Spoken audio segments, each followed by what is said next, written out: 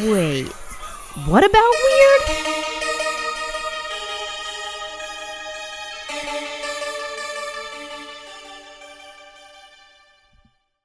Hey everyone, so this is going to be another re-release of an episode that was very early on in the podcast.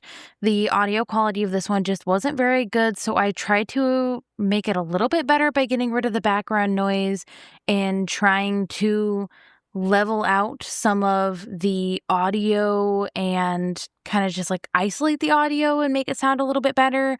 Of course, since I'm taking that original file that was edited by me, it has early echo editing, so there's still going to be some bits in there that don't sound super good just because I was terrible at editing when I first started doing this.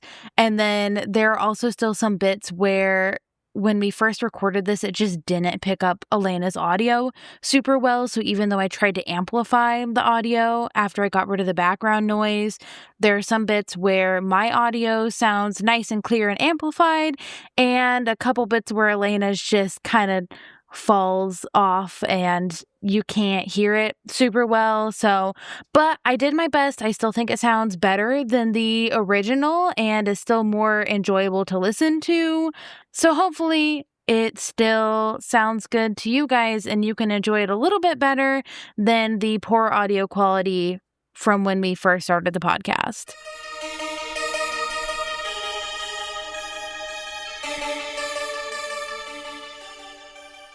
Hi, I'm Echo. And I'm Elena. And this is our podcast, What About Weird, where we talk about anything weird from cryptids and aliens to strange science and unhinged history.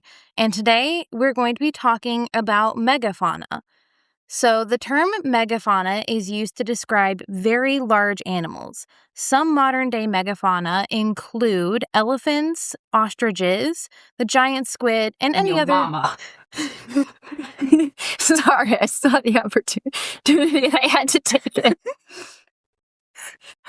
Oh, God, I wasn't expecting that. Well, if that includes any other species that may be deemed far larger than other animals in their category, could be true. For this episode, we are going to focus on ancient megafauna or megafauna that is extinct now. So first, I'm going to give a little bit of an overview about the geologic timescale, because I thought I knew the geologic timescale, and then I looked it up, and I did not. It is way more complicated than I thought it was. So... was born and then they died. The end of episode. Oh, God. There are different eras, and so a lot of people know... Like, you'll hear about, like, the Paleozoic era or the Mesozoic era and all of that. Eras then have periods within the era. So, for example, the ones that people might be most familiar with are in the Mesozoic era. There's the Triassic period, the Jurassic period, and the Cretaceous period, which is when dinosaurs existed. And, of course, we all know this because of Jurassic Park, and that's the only reason anybody knows this. Prove me wrong. I don't know if it's Cenozoic. I should have looked up how to pronounce it, but that's the era that we're going to be focusing in. It's anywhere from basically 50 million years ago to what we would consider, I guess, kind of modern times in terms of the geologic time scale.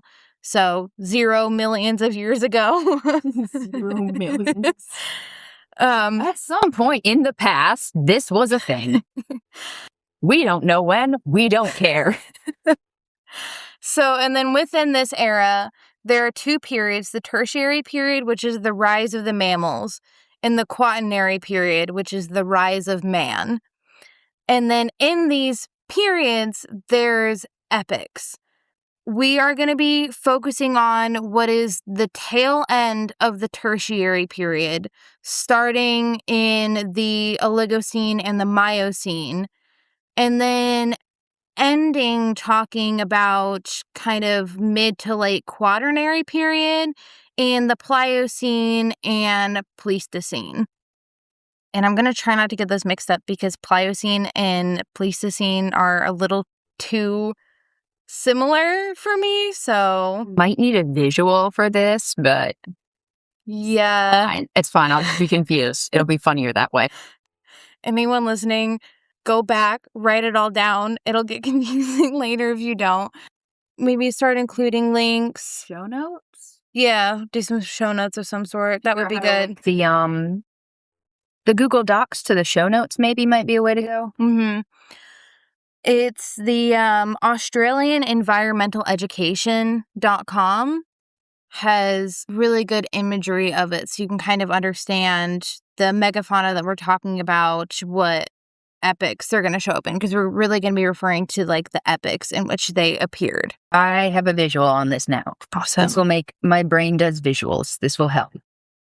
I couldn't figure it out until I looked at the visual either, so recommend pulling that up for sure.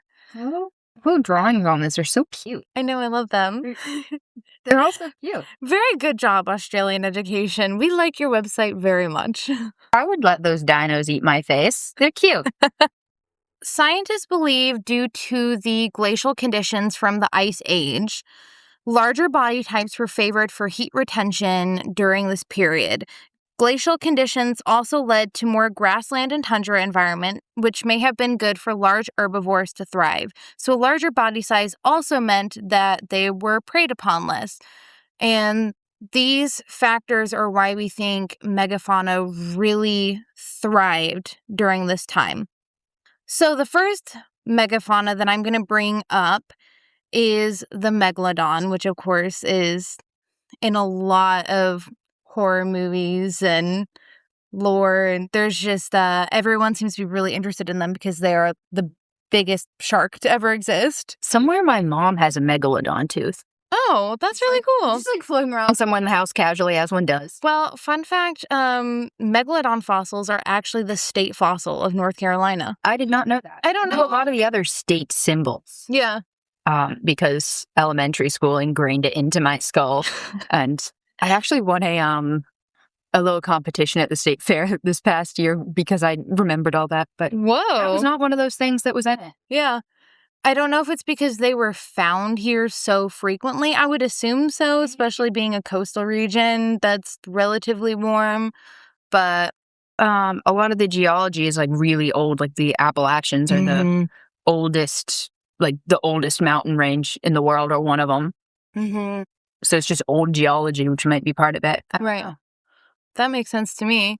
So the megalodon is an extinct type of mackerel shark that existed in the early Miocene until the early Pliocene. So remember, it's the Miocene, the Pliocene, and then the Pleistocene. I really hope I'm saying all these right, but I am not a paleontologist or a geologist, so do not come at me. And here I was thinking you were. So they're part of an extinct family called the Odontidae, which diverged from the great white shark during the early Cretaceous period, which is about 100 million years ago. So we only have fragmented remains of the megalodon, but from this fraction, researchers estimate the length is up to 20.3 meters, which is 67 feet. Although the average length is said to be about 10.5 meters, which is 34 feet. 34 feet is approximately the size of a school bus. So that's like as long as a school bus is. It's actually smaller than I thought it would be. Yeah, I mean, for the average size. The ones that are 67 feet are like almost 2 school buses. Yeah. So those ones are definitely massive. So the fossil records indicate that it had what's called a cosmopolitan distribution, which means New York. which means it's seen in most parts of the ocean, so it must have been highly adaptable to different climates and environmental conditions. It probably targeted large prey such as whales, seals, and sea turtles, and they believe the juveniles inhabited warm coastal waters. They believe the juveniles inhabited warm coastal waters and fed on fish and small whales. And then it is believed that the bite force of the megalodon is so strong that it used its jaws to break through the chest cavity and puncture the heart and lungs of its prey. And the reason we know this is because they found the remains of about a 30-foot-long Miocene baleen whale, and they found the bite marks from the megalodon on this ancient whale. And from that, we're kind of able to gather, instead of a lot of other species will attack the soft underbelly, whereas the bite force of the megalodon is so strong that it just can bite into you, get like straight to the heart. Oh my. Yeah, a little scary. Megalodon teeth have been excavated and used actually since ancient times, so they were a valued artifact amongst the pre-Columbian cultures in the Americas for their large sizes and the serrated blades at the edge of the teeth. So a lot of the time they would use them for projectile points, knives, jewelry, and even funeral accessories. Megalodon teeth can measure over 180 millimeters, which is 7.1 inches.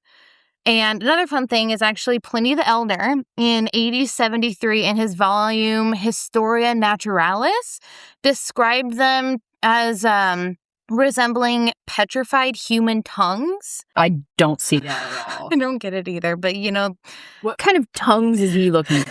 Pliny the Elder was interesting. He's slightly unhinged. I think we need to do an episode on him. God, there would be so much because he had theories about everything. Roman folklorists believed that they had fallen from the sky during lunar eclipses. As teeth are wont to do. And their name for them was actually tongue stones. So I guess they thought that it looked like tongues too. I wonder if they were finding ones that were more rounded off, because the one that my mom has is pointy. Yeah, and I feel like a lot of them are because, they were using them as weapons for like projectile points and knives and stuff. So obviously they were sharp. I don't know why they thought they looked like tongues, but they did. I don't know. We also used to call tomatoes love apples. So what do you want? 13th to 16th century literature said that megalodon teeth possessed supernatural properties that cured a really wide variety of poisons. So they would use megalodon teeth for medieval and Renaissance nobility.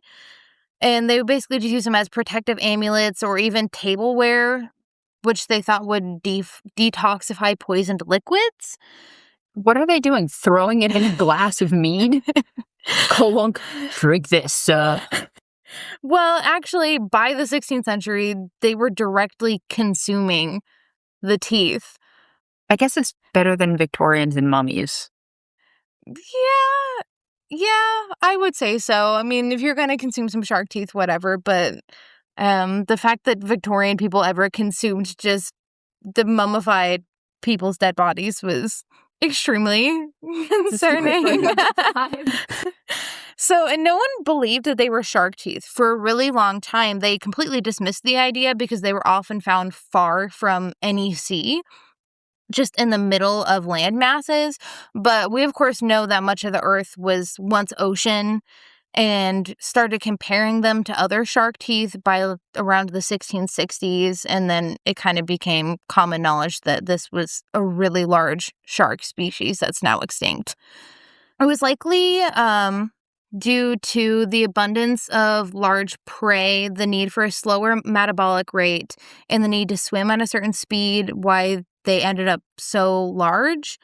In 2022, it was actually suggested that the large size was instead due to what's called intrauterine cannibalism, where the larger fetus will eat a smaller fetus, resulting in progressively larger and larger fetuses, requiring the mother to attain even greater size as well as caloric requirements.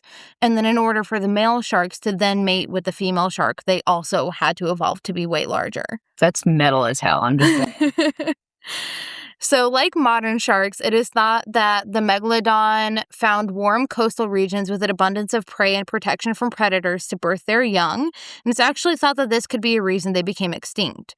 So, the Earth experienced a number of changes during the time period the megalodon existed, which affected a lot of marine life at the time, primarily right before the Pliocene and Pleistocene epochs, there was a large cooling, also what we'd probably call as the Ice Age, that led to cooler open temperatures and glacier formation. So fossil evidence shows that the megalodon moved to warmer waters, but with fewer places to birth their young, their numbers decreased. And then during this period of cooling, their main prey, the baleen whale, likely also got larger in order to maintain heat in the cooler waters, and it became harder for the megalodon to feast on the prey, thus leading to their eventual extinction. So this climate cooling led to a lot of animal species actually growing larger over time, and maybe why the other two megafauna that I'll be discussing ended up coming into existence during the Pliocene and the Pleistocene period. The megalodon is dead, and we've reached the late Pliocene, early Pleistocene epochs, where we start to see many animals evolving to get bigger and bigger. So there were hundreds of megafauna species during the Pleistocene era, including, we know of the mammoths, the saber-toothed tigers, woolly rhinoceroses. Wait, woolly rhino? I was not aware of this. Well, unfortunately, I'm not going to be talking about those ones today. That's just a Picasso buffalo. I've never heard the woolly rhinoceros. Well, now... Can it tell me about them or no? No, those are like the most commonplace ones. And I know Megalodon is obviously really popular too, but I couldn't help but talk about that one. I'm going to go research woolly rhinoceroses. We're Rhinoceroses. What is the plural of it? It's just rhinoceroses, right? That is the plural? Right. Really, rhinocerite? That one's not right. Rhinoceroses. I do want to at some point do a secondary episode about megafauna because there were like hundreds of megafauna species out there. So, and they're all very interesting. Obviously, some of them still exist today, but I enjoy talking about the ones that have become extinct. All right. I'm going to talk about the Megatherium, which we know as the giant sloth. It was a type of ground sloth native to South America with a size of up to 6 meters, which is 20 feet. And it weighed up to 4,000 kilograms, which is 8,800 pounds. Wow. Yeah. So that's about the size of a large species of elephant today.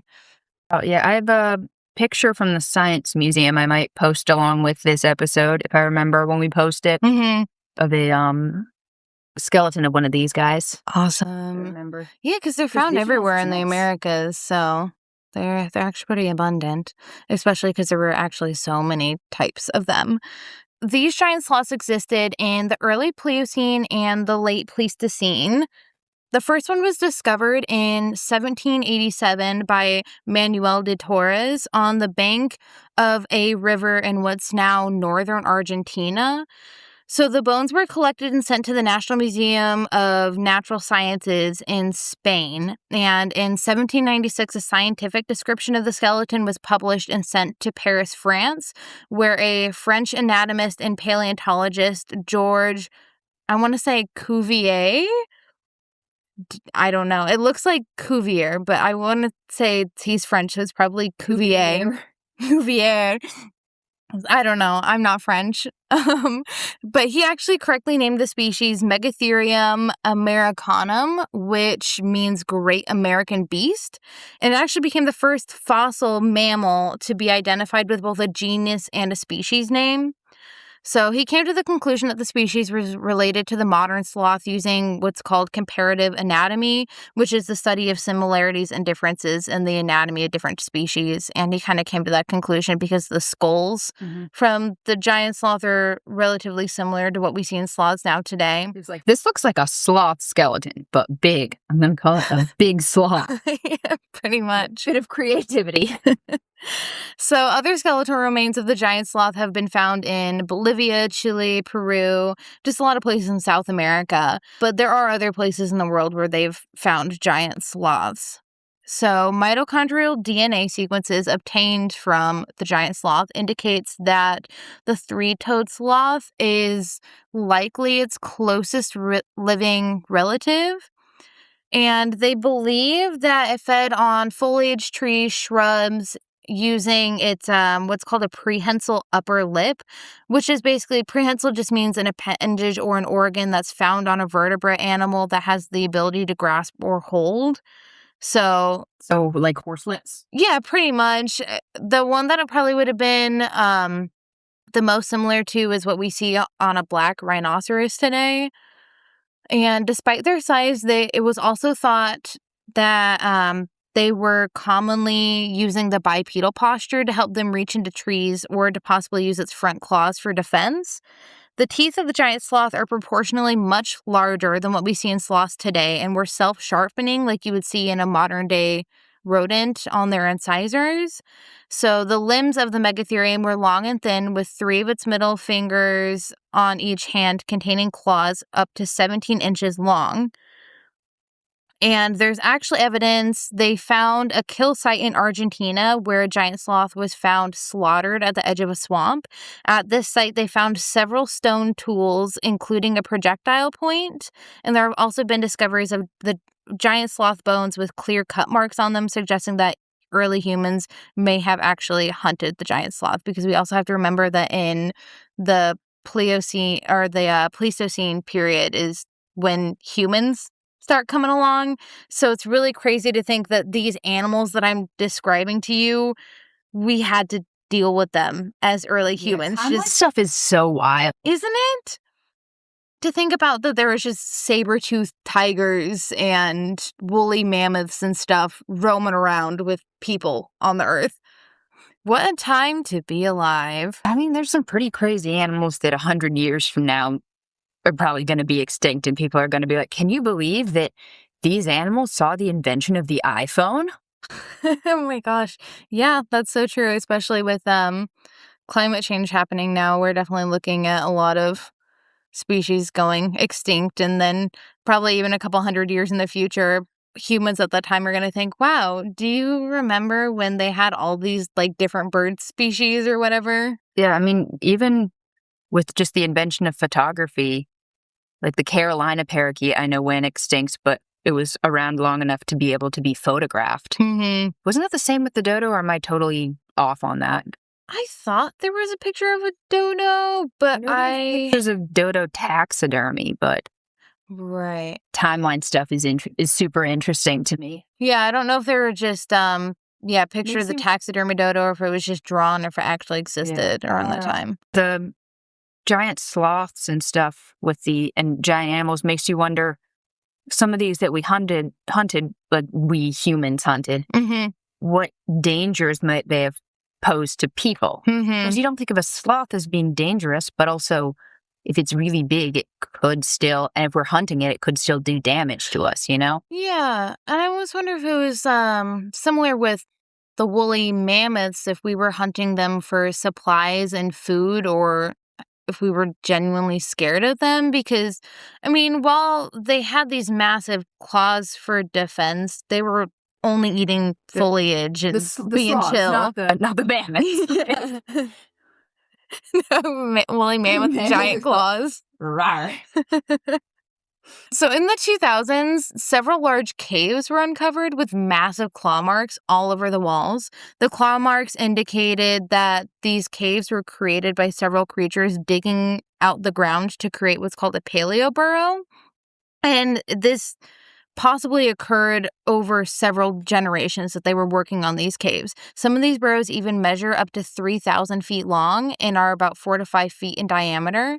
So many paleontologists believe these burrows were dug out by the giant ground sloth, though it may not have been this specific ground sloth, the Megatherium. It may have instead been a species of Mylodon, which is another extinct genus of ground sloth found in South America, which is said to measure 3 to 4 meters long, which is about 13 feet and could weigh up to 2 tons, they said in some cases. They were hefty. So the interesting thing about this is that even though the Mylodon and Megatherium are both types of ground sloth and exhibit a lot of the same features, they're 2 completely different species. So molecular studies estimate that the Mylodon and the modern two-finger sloth diverged around 29 million years ago, whereas the Megatherium split from other lineages around 31 million years ago. In fact, late Pleistocene sloths include about 27 genera and 4 families. So pinpointing which giant sloths are related, which caused the tunnels, etc., is actually a little difficult. And I just want everyone to remember, like, the taxonomic classification of living things is, it's kingdom, phylum, class, order, family, genus, species. So we're looking at, like, they were probably the same part of the same order, but completely different family, completely different genus, completely different species. So they're, like, distantly related, even though they're all giant ground sloths and they all have, like, these similar characteristics. And then the last megafauna I'm going to talk about, I tried to diversify it by doing basically a fish and then a mammal, and now I'm going to bring up a really large megafauna bird. So the Haas eagle is an extinct species of eagle. From Appalachia? Haas? The Haas eagle? Not quite. I think it's Haas. It could be Haas. It's Haasts. How would you Okay. pass that? Haas? Probably, Haast. right? Haas? Haste? Haas? I could see it. With 2 A's? I don't know. Haas! His name is Julian von Haast, so I would assume it's Haast. I thought this animal's name was Julian. I've called this eagle Julian. That is his name now. From now on, I shall be referring to him as Julian the eagle. Okay. So tell me more about Julian the eagle. So the Haas eagle is an extinct species of eagle that lived on the South Island of New Zealand. And in the Maori culture, it is known as I'm going to butcher this name because I do not now know how to say Maori words, but I want to say it's the po'akai. So the Haas eagle was first scientifically described by Julius von Haast in 1871 from remains discovered by taxidermist Frederick Richardson Fuller in what used to be a marsh in the New Zealand area. It is the largest eagle known to have existed, with an estimated weight of 10 to 18 kilograms, which is 22 to 40 pounds, with a wingspan of up to 3 meters, which is 10 feet. So its massive size is explained as an evolutionary response to the size of its prey, the flightless moa, which is a type of flightless bird. It kind of looks like an ostrich, like a really big kind of ostrich thing. Are these the ones with the weird ass like ridges on their foreheads or something? Or am I thinking about? I know which one you're thinking of. It's like bluish. Yeah, some of the images of the moa are depicted with like blue feet and faces, though, so they're probably maybe very distantly related to some extent. But the moa could weigh up to 200 kilograms, which is 440 pounds. So that's why the Haas eagle had to evolve to get a lot bigger. It's said to have diverged from the smaller types of eagles 1.8 million to 700,000 years ago, which is very fast in terms of the geologic timescale. So if this estimate is correct, its increase in weight by 10 to 15 times would represent the largest, fastest evolutionary increase in average weight of any known vertebrate species. So the primary food source for the Haas eagle is the moa, which could have been up to 15 times the weight of the eagle. So its large beak also could have been used, because the moa is so much bigger, the Haas eagle developed to have a really large beak that could be used to rip into the internal organs of its prey, and then death actually would have just been caused by blood loss.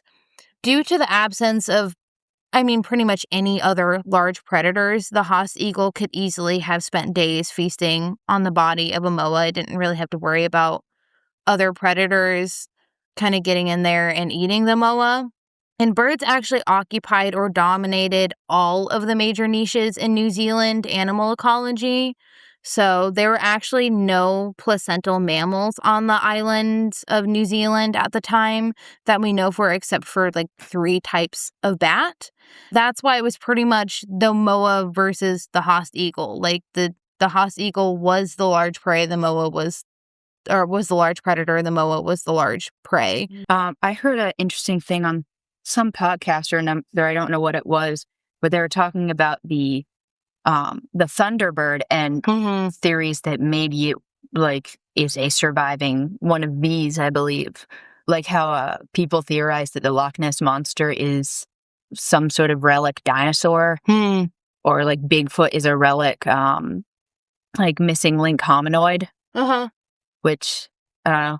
I just thought it was interesting to bring that you were talking about this when I just listened to an episode about a similar thing the other day. And what's interesting is, so these were, I mean, the Haast eagle existed when humans existed, and they're ingrained into Maori culture for like a large extent of the Maori culture when it first started. So you have to think, we see all of these other cave drawings and stories get around. Yeah. Find ways to get around and evolve. And a lot of them we think are legends and religious experiences or just stories, but we have to consider that there are probably so many species from back then that we don't know about. Fossil records are so scant. Yeah, we either haven't found the fossils or they just didn't fossilize for whatever reason. I'm sure there are so many species that happened to.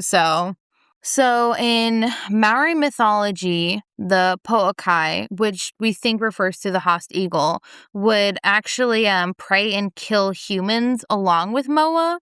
Maori cave art depicts the large bird with a black and white body, a pale head, and wings of yellow and green with a red crest.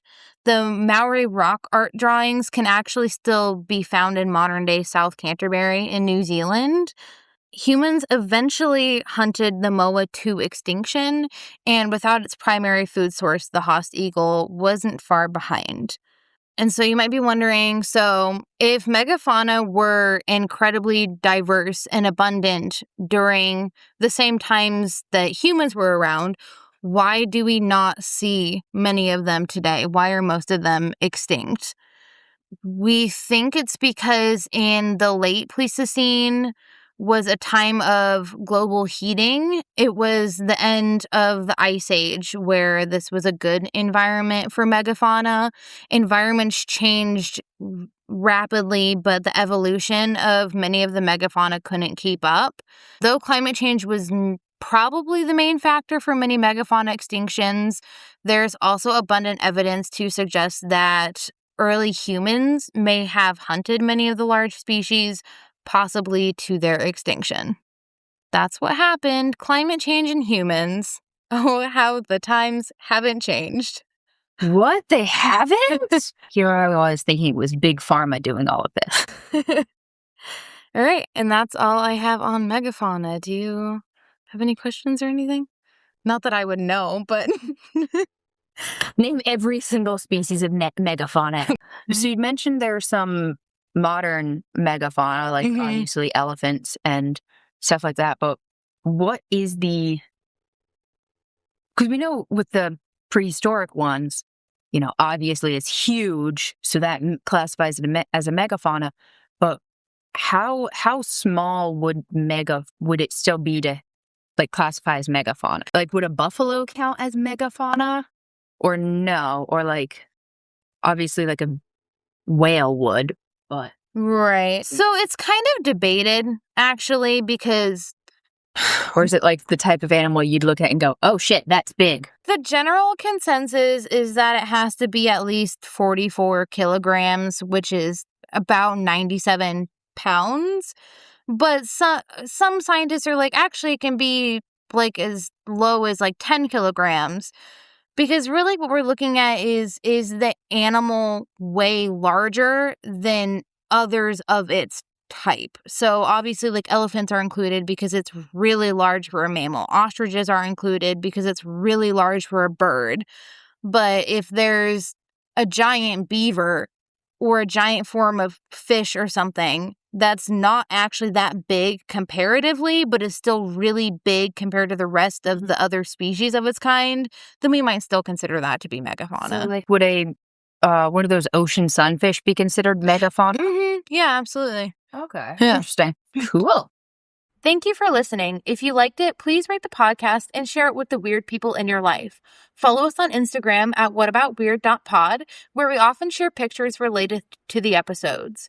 We are also on Blue Sky as What About Weird Pod. If you have any topic suggestions or personal weird stories, please DM us or email us at whataboutweirdpod@gmail.com. And always remember To ask about the weird. Bye for Bye now. for now.